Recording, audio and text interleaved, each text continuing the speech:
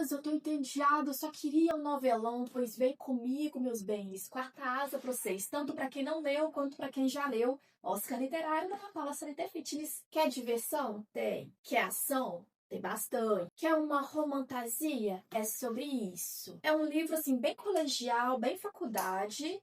Você começa com ele, as pessoas estão se preparando para o Enem deles, e na hora que você pisca, o livro acabou e eles já estão se formando. Então, assim, Rebeca Yarros é ligeira nesse livro, você não pode piscar.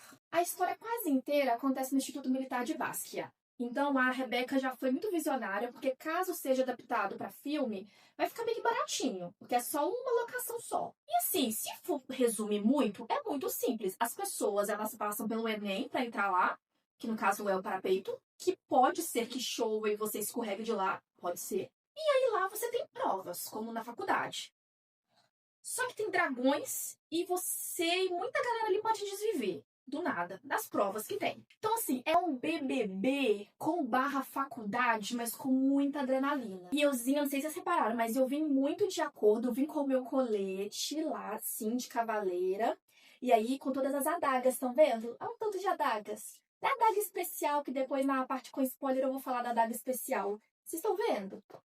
Cara, eu realmente me dedico aqui no Oscar, sabe? É realmente um trabalho que eu... Ainda sem spoiler, eu desconfiei de todo mundo no início do livro. Eu desconfiei da narradora, que é a Violet. Desconfiei da mãe dela, que é a general daquele lugar. Eu desconfiei até dos dragões. Porque, assim, é muito esquisito os dragões decidirem as regras, eles que mandam em tudo. Como assim? Eles são dragões? Eu desconfiei dos cavaleiros normais, dos cavaleiros tatuados, bonitões, assim. Eu desconfiei também. E isso é muito legal, porque te cativa na leitura e você fica querendo entender o que tá acontecendo ali. Quem é mocinho, quem é vilãozinho, quem é do meio, quem tá não sabendo bosta nenhuma ali. Então eu senti que esse livro ele foi muito introdutório ao universo. Realmente deixou tudo muito nebuloso.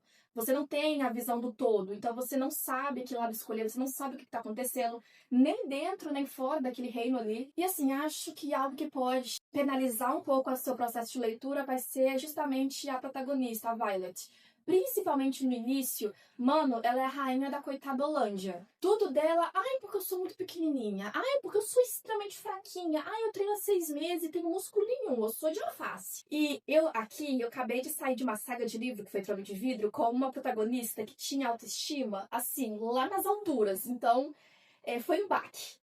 Só que depois deu tudo certo, gente. Zoom, zoom, zoom, zoom, bora de spoiler. Agora é a parte com spoiler, meus bens, vamos lá. Acho que o prêmio Marido de Leitora, gente, ele nunca esteve tão disputado. Porque, assim, temos muitos nomes, né? Da romantasia, da fantasia. E eu coloco o Xaden aí como um baita de um candidato. Eu não quero que chegue o dia que eu tenha que bater o martelo. Porque, realmente, ele é babadeiro.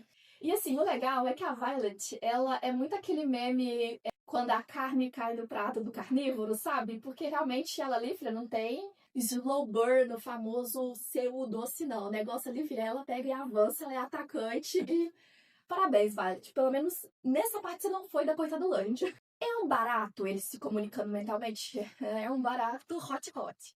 Mas vejam bem, é meio chato os dragões estar participando de tudo e não só lendo os pensamentos, como também sentindo o que eles sentem. Ah, mas tem como bloquear um cadinho se você aprender? Mesmo assim, não existe privacidade em Navarre. Segundo ponto do nosso Oscar, todo mundo esqueceu, mas eu não, que foi o desvivamento do Dylan. Lá no início, no parapeito ainda, no Enem deles, então. Porque a Violet estava sozinha, encontrou a Rhiannon e o Dylan lá, e o Dylan super confiante, empolgado. Ah, eu tenho uma noiva, olha aqui, eu vou colocar aqui num cordãozinho um anel com ela, pra eu não esquecer dela, e depois de formado eu vou lá, a gente vai se casar, a gente vai ter uma vida melhor, porque como cavaleiro eu ganho mais, vou ter uma vida melhor, papapá. Do nada, caiu, menina. E assim, isso nas primeiras páginas, sabe? Realmente eu achei divertido do início ao fim, porque muitas coisas acontecem desde o início até o fim. Acho que um outro ponto altíssimo dele, assim, foi a Violet sendo o nosso super choque.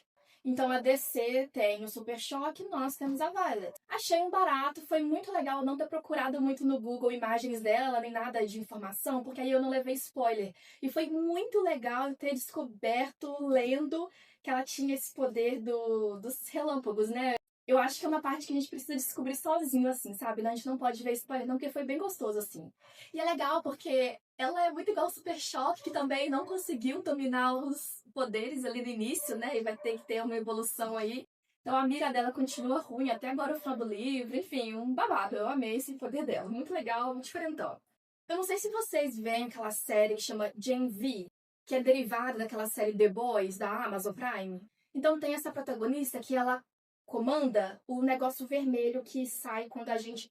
E aí, ela faz no começo uma forma muito óbvia, que é se coisa, e aí sai o líquido vermelho, e aí ela com aquilo faz umas cordas, umas coisas assim. Qual que é a correlação com a Violet?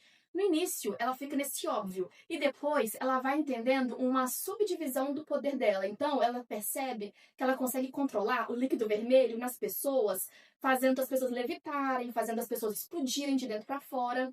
É mais ou menos isso que eu espero da Violet. Ela, o óbvio dela é dominar os relâmpagos que caem e pode, né, desviver ali os monstros e tudo mais. Só que eu acho que ela pode, se a Rebeca, eu espero que a Rebeca tenha feito isso, que é desenvolver essas subdivisões do poder dela. Que, poxa, é eletricidade. Então, a eletricidade, ela pode interferir, por exemplo, no cérebro, que tem aquele... que funciona mais ou menos com essa base elétrica, né? No coração também. Enfim, eu gostaria de ver uma evolução assim, dos poderes dela sem ser no estado bruto, sabe? Assim, uma parte que, enfim, que Oscar bad vibe, né? Que foi a morte do Liam, assim. Da primeira vez a gente realmente se safou, porque a Violet conseguiu salvar ele. E aí deu pra respirar aliviado. Mas, gente, da segunda vez, quando o Shaden, ele tira do bolso dele a esculturazinha de Andarna que o Liam tinha feito pra Violet. Sério, assim, me doeu. Menino bonzinho, sabe? Assim, um amorzinho de pessoa. Não merecia ter desvivido daquele jeito. Ai, sacanagem. Então, assim, eu senti que esse primeiro livro ele foi uma introdução ao universo, poucas coisas foram respondidas, muita coisa ficou em aberto. O que a gente tende a acreditar até agora é que o lado bonzinho vai aos dragões, a galera da rebelião, inclusive junto ao nosso divo Brennan, que eu amei esse aparecimento dele bem no final, assim, foi um fechamento de ouro. O Shaden ser líder da rebelião não surpreendeu ninguém, foi bem óbvio, assim, a gente esperava isso, mas foi legal ter sido confirmado. A mãe da Violet, ela tá um ponto de interrogação pra mim. Ela parece estar nesse lugar de tirana absoluta, junto com os outros líderes, generais e coronéis e tudo mais. E aí eu fico pensando, se essa galera da liderança, se eles não estão tomando esse caminho de abafar o zum zum zum dos Venom, se é para que aquela sociedade daqueles reinos consigam realmente prosperar, crescer e viver décadas, séculos assim, sem preocupar, sem ter que ficar com medo dos Venom, sabe? Eu fico pensando se não foi muito por esse lado, de realmente poupar a galera do reino, as pessoas, de um sofrimento e poupando eles vão crescer e vão prosperar, sabe? E assim, que bad a general Sorengale conseguir, né, meio que sacrificar talvez o próprio filho, né, em prol desse objetivo deles de manter a sociedade toda às cegas sobre esses Venom. Mas ela realmente foi lá fazer isso? Ou ela faz parte do plano dos rebeldes de poupar o Brennan e ela meio que tá meio que em dois lugares, né? Tanto dos tiranos quanto dos rebeldes, meio que fazendo uma manobra para conseguir estar com os filhos ainda. Sei lá se ela é boa, né? Esses Venom, eles querem exatamente o quê? Eles são puramente maus ou tem um embate maior? Porque meio que a gente não tem a visão deles, a gente não sabe sobre eles. A gente tem que entender o lado deles, eles têm uma história também. Eu confesso que eu prefiro quando tem essa complexidade maior, que não tem bons e maus, tem uma história muito mais complexa e embates mais complexos.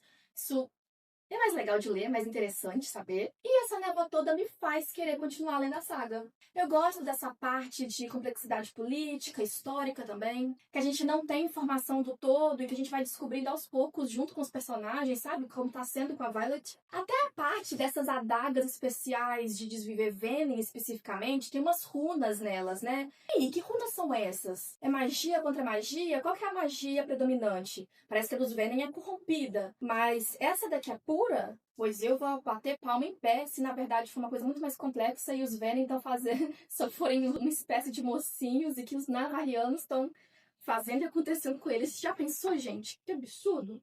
Vamos lá?